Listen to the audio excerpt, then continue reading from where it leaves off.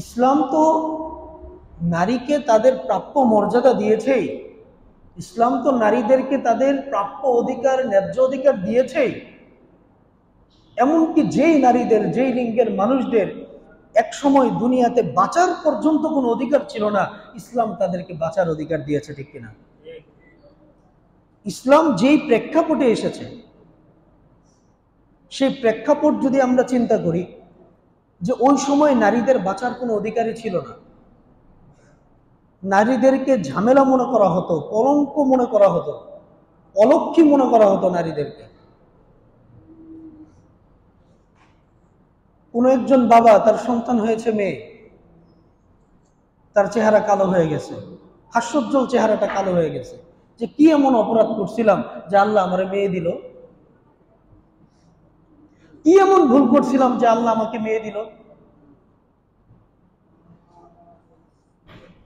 এটাই সূরা যুখরুফের 17 নম্বর আয়াতের মধ্যে আল্লাহ তাআলা বলতেছে, আউযু বিল্লাহি মিনাশ শাইতানির রাজীম, বিসমিল্লাহির রহমানির রহিম, وإذا بشر أحدهم بالأنثى ظل وجهه مسودا وهو كظيم।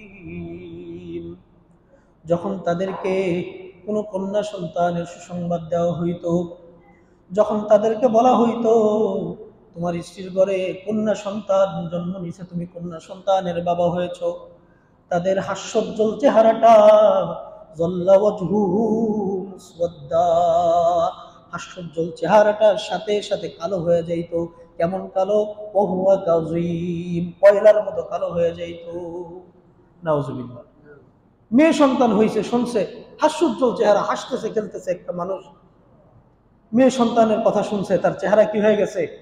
কালো হয়ে গেছে। এইটারে সে এতই অপমান মনে করত, এতই বেইজ্জতি মনে করত, নিজের হাতে নিজের এই অবুঝ সন্তানটাকে জীবিত মাটি চাপাও দিতে পর্যন্ত তারা কি করতো না, দ্বিধাবোধ করতো না।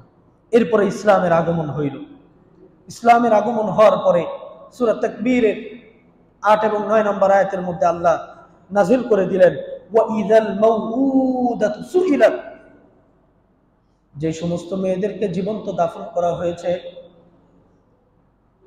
যেই নারীদেরকে জীবন্ত তাদের বাবারা দাফন করে ফেলেছে, ওই প্রত্যেকটা জীবিত দাফন করা নারীকে বা মেয়েকে বা শিশুকে জিজ্ঞাসা করা হবে, সুইলাত, জিজ্ঞাসা করা হবে,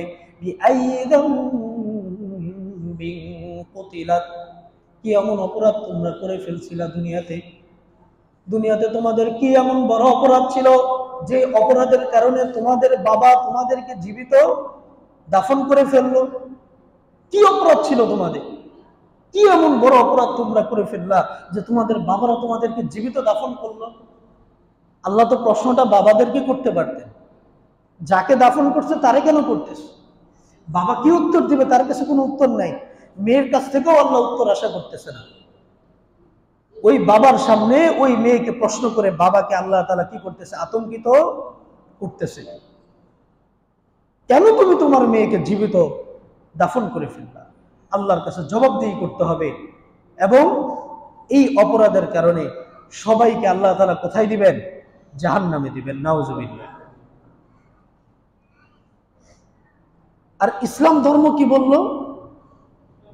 যে জীবিত যদি কেউ দাফন করে তাকে আল্লাহর সামনে দাঁড়াইতে হবে, কি করতে হবে? জবাবদিহি করতে হবে। এর মানে এখন থেকে নারী হইলে জীবিত দাফন কইরা দিতে হবে, অপমানজনক মনে করতে হবে। হ্যাঁ, আমার একটা বাচ্চা, আমার একটা মেয়ে সন্তান হয়েছে, এইটাকে দুর্ভাগ্য মনে করতে হবে।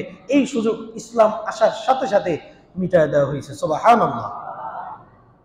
কোন ধর্মে, কোন প্রাচীন ধর্মে নারীদের সম্মান ছিল না।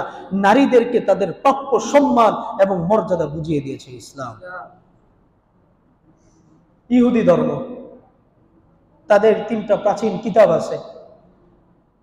একটার নাম হচ্ছে আপনার কি বলে, ওল্ড টেস্টমেন্ট, ওল্ড টেস্টমেন্ট। আরেকটা হচ্ছে তালমুদ, আরেকটা হচ্ছে প্রটোকল।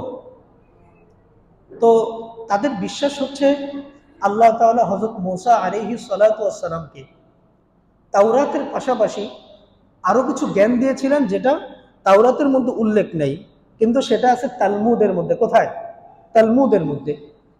ওই তালমুদের মধ্যে লেখা আছে, এটা তাদের বিশ্বাস, তাদের বানানো কথাবার্তা এগুলো।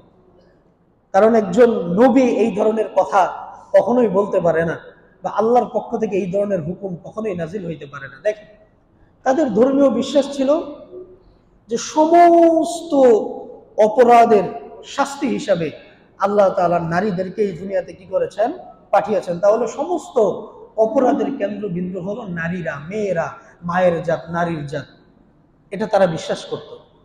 এবং এখন আরেকটা জিনিস খুব কমছে, যেটা ভারতের বিভিন্ন অঞ্চলে এখনো আছে, টুকটাক এখনো আছে, কিন্তু এখন অধিকাংশই কমে গেছে। সেটা হলো, স্বামী যখন মারা যাইত, কোনো হিন্দু মহিলার স্বামী যখন মারা যায়, স্বামীর সাথে সাথে তাকেও কি করা হইতো? জীবিত করে দেওয়া হইতো, যেটাকে তাদের শাস্ত্রীয় ভাষায় বলা হয় সহমরণ। কি বলা হয়? সহমরণ।